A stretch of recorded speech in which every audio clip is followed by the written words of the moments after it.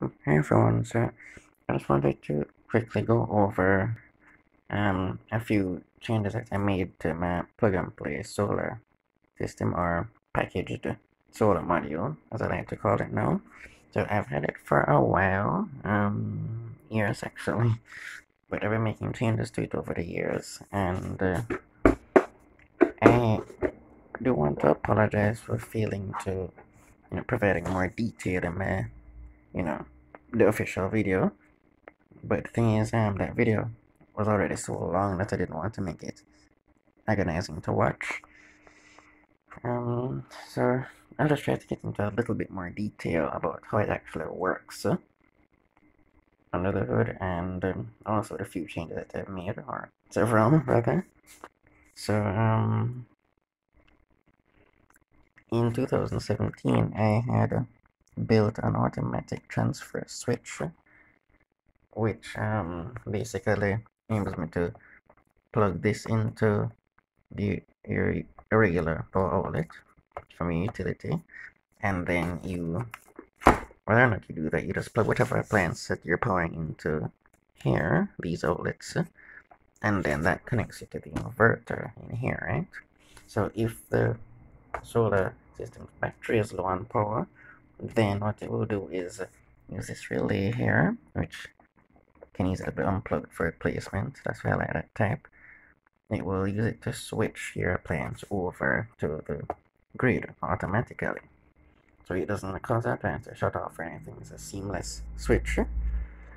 And that also protects the battery. And what else? They used to buy a fan right here, a very tiny one, but it was too noisy. So I replaced it with a vent and created some other air holes. And then set up a 120mm Thermaltake Luna 12 fan. And this fan is much quieter and it looks nicer as well. So I can actually sleep at night with the system on now because of it. Right, so as you can see, there are quite a few off-the-shelf consumer electronics in here. Like that inverter, that's an automotive AC inverter, and then that's a USB car charger, computer, and basically that's a computer case fan. But I think nonetheless, all of these things have been working quite well. So aside from the transfer switch and tightening up the wiring, that kind of thing, we're trying to rearrange it for better airflow. The basically what the transfer switch does is it monitors the battery voltage.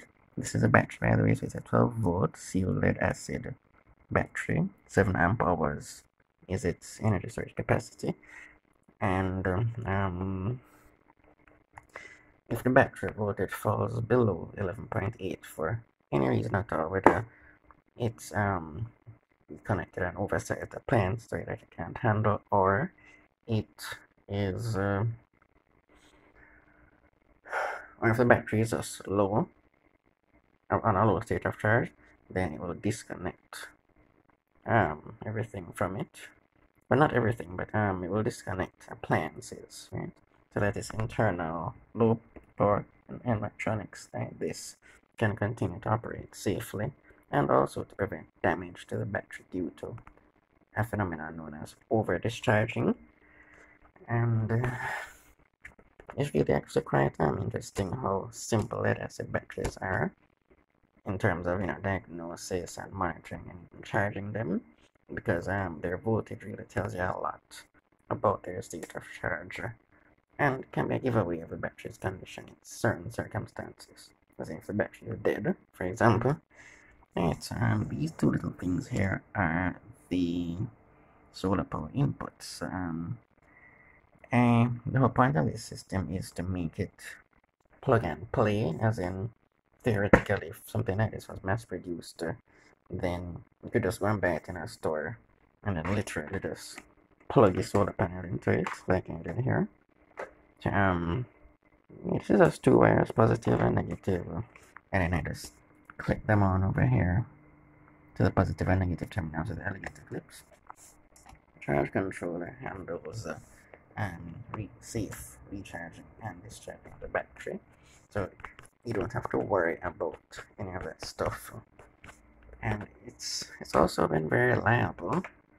That's good. So this is a solar panel on my window, which is connected via that cable to this. So it just keeps itself charged basically, and every morning when the sun is shining over here, it recharges. So I see that the Tesla Powerwall is very similar to this. So I'm not claiming to have done something new, because I mean it's been years now and everybody has figured that out. So I do want to see that kind of Powerwall type of concept take off in the biggest way possible, because I do think it can save on the cost of installation, solar system installation, dramatically, and get more solar systems in people's homes. But to be honest, it shouldn't even be called a solar system per se, because it can actually work with a 12-volt wind turbine or a 12-volt DC generator or any 12-volt power source for that matter. Can be connected to the same terminals and it would also work the same. So there's that too. And I'm hoping I didn't forget anything. Well, I guess I could go into a little bit more details. Unfortunately, this part isn't very easy to see. That's a transistor. Yeah, it looks like a TIP122, and I'm using that transistor to switch the relay on and off. And relay requires 12 volts to switch the coil on and off, and then that transistor is controlled by this microcontroller. So that's because due to the simple fact that microcontrollers are generally 3.3 volts or 5 volts. They're deep pins, that is, and that's not sufficient to safely power a 12-volt relay, especially a relay of that size, right? That's a fairly large relay. I think it's 10 amps, and it's not too much coiled also, but things because of the size of that relay, the coil is going to draw more than the microcontroller can safely supply.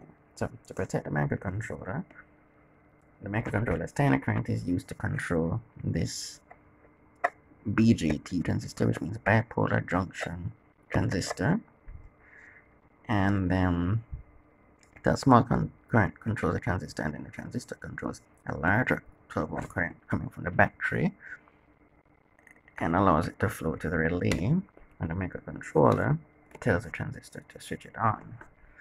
So it's almost, if you think of the way power steering works, I guess electric power steering works, it becomes clearer, because you have your controls, right, which are butter smooth and easy to work with, don't require much strength, and then you have something more powerful behind the scenes that is actually doing the heavy lifting, and in that case that would be both the transistor and relay.